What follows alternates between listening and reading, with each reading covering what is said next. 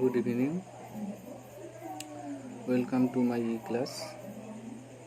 Today I am going to discuss on the proposal. The proposal is a one-act play written by Anton Chekhov.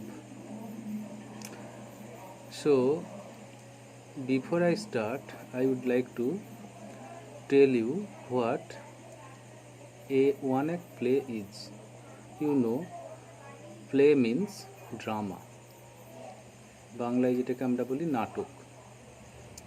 নাটক সাধারণত যেগুলো আমরা দেখে অভ্যস্ত বা সিনেমা যাত্রাতে দেখে অভ্যস্ত তাতে 5টা অ্যাক্ট থাকে, অঙ্ক যেটাকে বলা হয় বাংলায় 5 অ্যাক্টস প্লে। সিনেমাগুলো তাই এই 5 অ্যাক্টস কমপ্লিট করতে মোটামুটি 2.5 ঘন্টা 3 ঘন্টা সময় নেয়। বর্তমান যুগ খুব ফাস্ট আমরা জানি,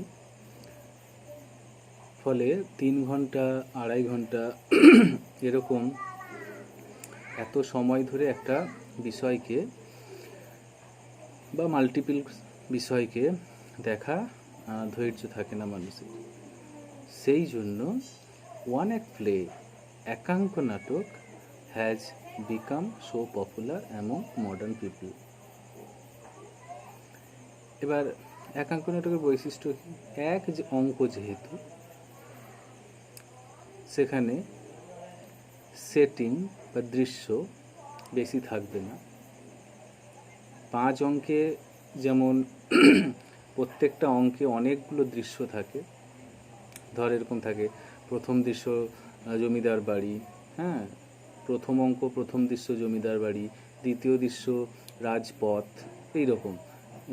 কিন্তু একাঙ্ক নাটকগুলোতে একটাই অঙ্ক, দৃশ্য কম। এক অঙ্কর যেহেতু সেখানে দৃশ্য সংখ্যাও কম হবে, 2-3টের বেশি হবে না। আর সবচেয়ে ভাইটাল পয়েন্ট যেটা এই আর ক্যারেক্টার্স আর ভেরি লিটল, খুব অল্প সংখ্যক চরিত্র থাকবে, 3-4 এর বেশি নয়। আর যেটা বৈশিষ্ট্যের মধ্যে পড়ে সেটা হচ্ছে কি, যে time span is also very small, খুব অল্প সময়ের মধ্যে শেষ হয়ে যায়। আর ভাইটাল আর একটা পয়েন্ট আছে যেটা নোট করবি, সেটা হচ্ছে কি, যে only one subject message is given through a one-act play. Multiple messages নয়, একটা বিষয়কে কেন্দ্র করে নাট্যকার তার বার্তা এখানে দেয়। তার প্রপোজাল সেরকমই একটা ওয়ান অ্যাক্ট প্লে। মনে রাখবি যে this play was written in 1889 সালে। Anton Chekhov is a Russian author, তিনি একজন রাশিয়ান লেখক। রাশিয়ান সমাজে 1889 সালের একটা বিষয় আমরা বর্তমানে পড়ব আমাদের সিলেবাসে, তার কারণ সেটার সঙ্গে বর্তমান পরিস্থিতির অনেকটা মিল আছে আমাদের ভারতীয় সমাজ। তাই 1889 সালে লেখা হলেও নাটকটা মঞ্চস্থ হয়েছিল পরের বছর 1890 সালে। এখানে মাত্র 3টি ক্যারেক্টার আমরা দেখতে পাবো। একটা হচ্ছে অ্যান্টন চেখভ তো লেখকের নাম। একটা হচ্ছে লোমোভ সেন্ট্রাল ক্যারেক্টার এখানে, ইভান ভ্যাসাইলভিচ লোমোভ হচ্ছে তার title. He is 35 years old but unmarried. 35 বছর 1889 সালে একটা যুবক যৌবন পেরিয়ে যাচ্ছে, এখনো বিয়ে করেনি। আর একটা central character Natalia Stepanovna. she is 25 years old but she remains unmarried. এখন যে পড়াচ্ছি এখন একটা 1889 সালের সমাজে 25 বছরের একটা মেয়ে এখনো বিয়ে করেনি। ঠিক আছে, কারণগুলো আমি পরে বলছি। আর একটা ক্যারেক্টার, সেটা হচ্ছে কি না, সুবুকোভ, স্টিপানোভিচ সুবুকোভ। কোনো নোট বই দেখবে এটা চুবুকোভ আছে, চুবুকোভ, যে যা ইচ্ছে বলতে পারিস। হ্যাঁ, রাশিয়ান ভাষায় ওটা তালবস্য উচ্চারণ করা হয়, তাই আমি সুবুকোভ বলি। ঠিক আছে, এবার সুবুকোভ নাতুলিয়ার বাবা। হ্যাঁ, ওর বয়সটা উল্লেখ করা নেই, তবে এক জায়গায় বলা হয়েছে, মানে উনি বলছেন লোমোভকে যে I am twice your age, মানে আমি তোমার দ্বিগুণ বয়সী, তার মানে 35, 2, 70। ঠিক আছে, এবার সুবুকোভ সেও একজন ল্যান্ড ওনার, অনেক জমির মালিক, ভূস্বামী। লোমোভ সেও অনেক জমির মালিক, সেও একজন ল্যান্ড ওনার। লোমোভ তার সম্পত্তি পেয়েছে তার কাকিমার কাছ থেকে। কাকিমা এবং তার হাজব্যান্ড, মানে আন্ট অ্যান্ড হার হাজব্যান্ড, তার কাছ থেকে সমস্ত সম্পত্তি পেয়েছে। মানে অনেক জমির মালিক, সুবুকোভও অনেক জমির মালিক। সুবুকোভের একমাত্র উত্তরাধিকারী, সাকসেসর হচ্ছে তার কন্যা নাতুলিয়া।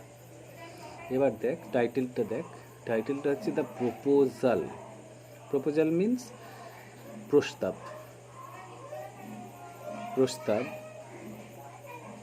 এখানে ম্যারেজ প্রপোজাল, এটা মাথায় রাখবি, প্রেমের প্রস্তাব নয়। হ্যাঁ, এখানে হচ্ছে কি না, ম্যারেজ প্রপোজাল, বিয়ের জন্য প্রস্তাব। এবার থিমটা কি, ওই যে কেন ওরা আনম্যারিড দুজনে, থিমটা যদি বুঝতে পারিস তাহলে, হ্যাঁ, আনম্যারিড কেন অবশ্যই বুঝতে পারবি। থিমটা হচ্ছে এক লাইনে বললে যেটা হয়, in marriage wealth and money are more important than romance. বিয়েতে সম্পদ এবং টাকা পয়সা বেশি গুরুত্বপূর্ণ প্রেমের চাইতে। যেটা রাশিয়ান সমাজে ওই সময়ে ছিল 100-150 বছর আগে, সেটা বর্তমান ইন্ডিয়ান সোসাইটিতেও একই রকম। তার কারণ অ্যারেঞ্জ ম্যারেজগুলো যদি তোরা দেখিস, দেখবি যে বেশিরভাগ পেরেন্টস, বাবা মা, সে ছেলে পক্ষেরই হোক মেয়ে পক্ষেরই হোক, কি খোঁজে, যে পাত্র যেন অনেক সম্পত্তির মালিক হয়, অনেক টাকা পয়সার মালিক হয়, তবেই তার মেয়েকে ছেলের সঙ্গে বিয়ে দেবে। There is no romance, no love, no emotion, only money always matters.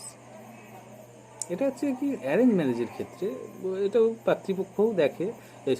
পাত্রপক্ষও দেখে যে মেয়ের পরিবার কেমন। মেয়ে যদি একা হয়, তার সম্পত্তি আমি পাবো, তাহলে মেয়ে কানা হলেও হবে, মেয়ে খোঁড়া হলেও হবে, আমি ওই মেয়েকেই বিয়ে করব, এরকম একটা ব্যাপার আছে। আমার নিজেরই একটা বন্ধু আছে, তার ফেসবুকে কোনোদিন তার স্ত্রীর সাথে আমি ছবি দেখিনি, because he got 8 lakh dowry for a semi-blind bride. Bride means কনে, মানে তার যে বউ হয়েছে তাকে বিয়ে করতে 8 লক্ষ টাকা নিয়েছে। ঠিক আছে, তো কানা মেয়ের সঙ্গে ছবিতে তাকে হয়তো মানাবে না বলে সে কোনোদিন বউয়ের সঙ্গে ছবিতে আমাদের কাউকে নিমন্ত্রণও করেনি। এটা তো বললাম। ছেলে দেখে মেয়ে ধনী কিনা, আবার মেয়ের বাবা মা, যেটা র্যান্ডাম, যেটা সমাজে বেশি প্রচলিত, মেয়ের বাবা মা বিবাহগ্রস্ত কোনো মেয়ে,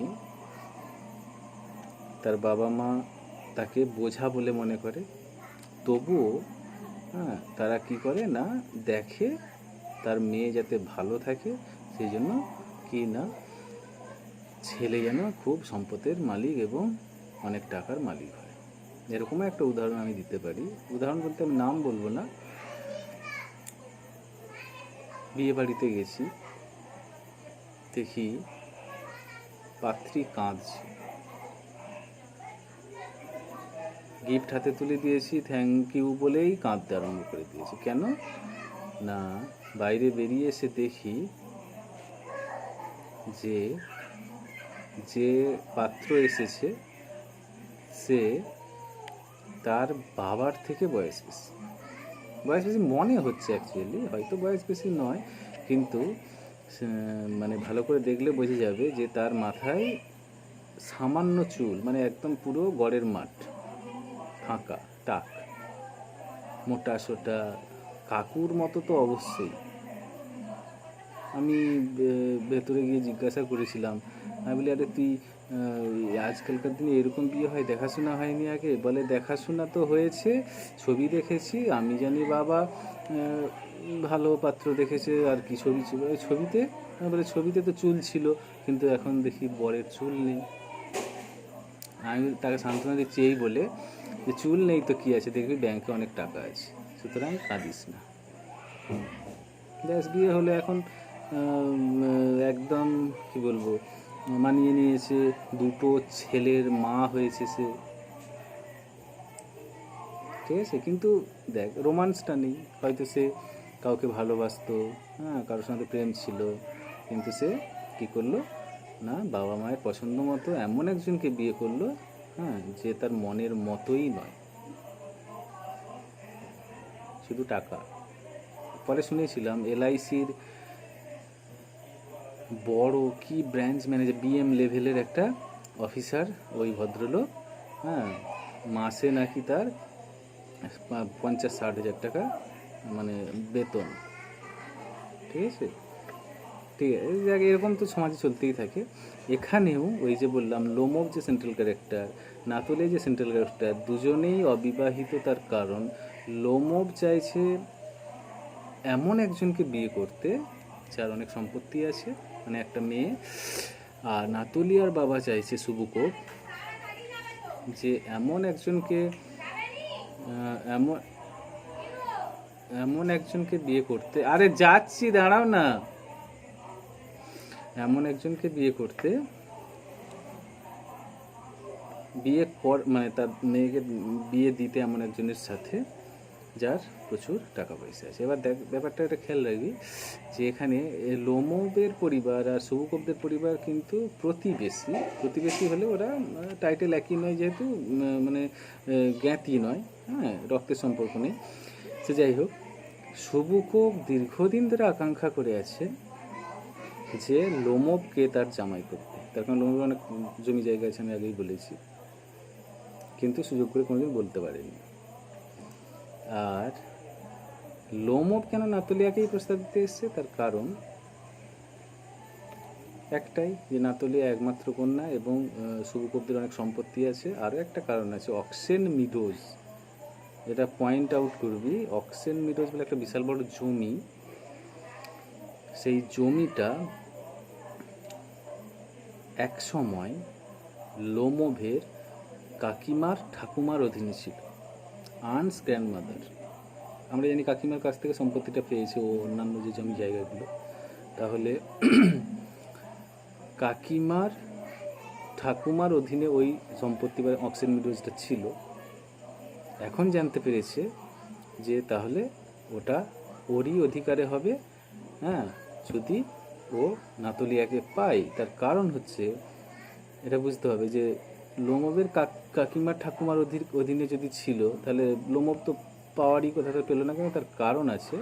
কারণটা যে 300 বছর আগে একটা ঘটনা ঘটেছিল, সেটা হচ্ছে ওই যে লোমবের কাকিমার ঠাকুমা, ওই অক্সেন মিডোজটা সুবুকব তার বাবার ঠাকুরদা তার অধীনে থাকা পিজেন্টস চাষিদেরকে, হ্যাঁ, চাষিদেরকে মানে চাষ করতে দিয়েছিল।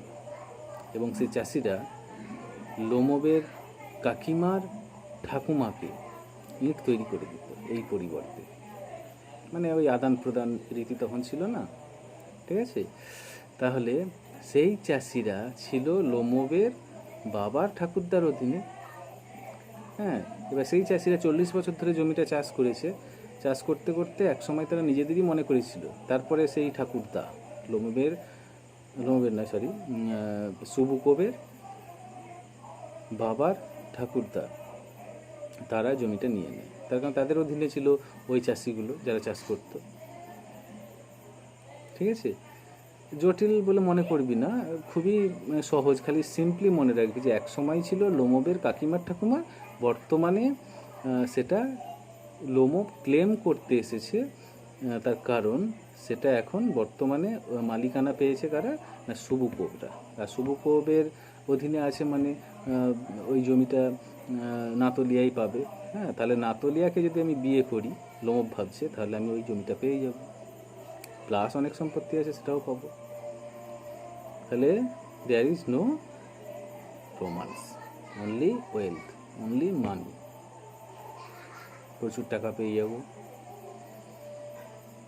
ঠিক আছে। এই উদ্দেশ্য নিয়ে লোমব এসেছে প্রস্তাব দিতে বিয়ের, কাকে না নাতলিয়া। এবার লোমব এমন একটা ক্যারেক্টার, খেয়াল রাখবি যে হি ইজ ভেরি আনস্টেবল, খুবই অস্থির, চঞ্চল, এবং হি সাফার্স ফ্রম পালপিটেশন, মানে খুব ভীতু, বুক ধরফর করে, এই রকম একটা ক্যারেক্টার।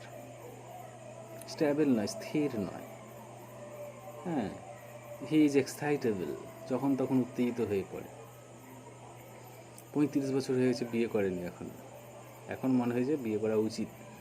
কারণ কিন্তু একটাই, টাকা। কিন্তু এখানে সে কি বলছে নিজে, যে আমাকে রেগুলার লাইফ কাটাতে হবে, আমাকে কোয়াইট হতে হবে, শান্ত হতে হবে, ইত্যাদি, ঠিক আছে।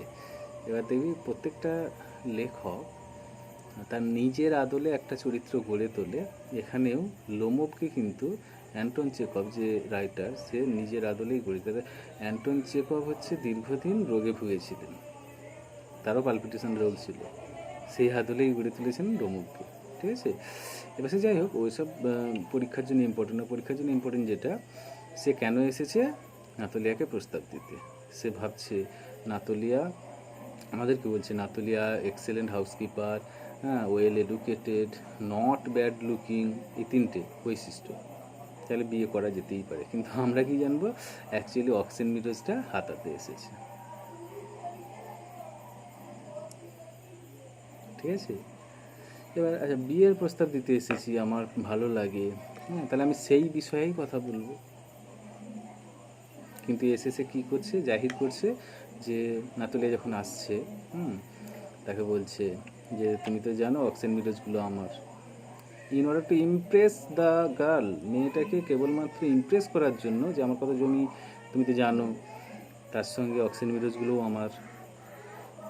কিন্তু ইমপ্রেস করতে গিয়ে উল্টো হলো, যেখান থেকে হিলারিয়াস কমেডি, হ্যাঁ, একটা একটা হাস্য রসাত্মক, তবে এখানে কমেডি না বলে এটাকে ফার্স বলা হয়। তার কারণ কমেডি হচ্ছে যে হাসির পরিস্থিতিগুলো তৈরি করা হয় সেটা যুক্তিযুক্ত, এবং তাতে একটা মেসেজ থাকে, তাতে একটা ব্যঙ্গ থাকে, এমন ব্যঙ্গ যেটা আমাদের হৃদয়ে আঘাত করে, এবং সেটা থেকে আমরা কোনো সিস্টেমকে চেঞ্জ করে ফেলি,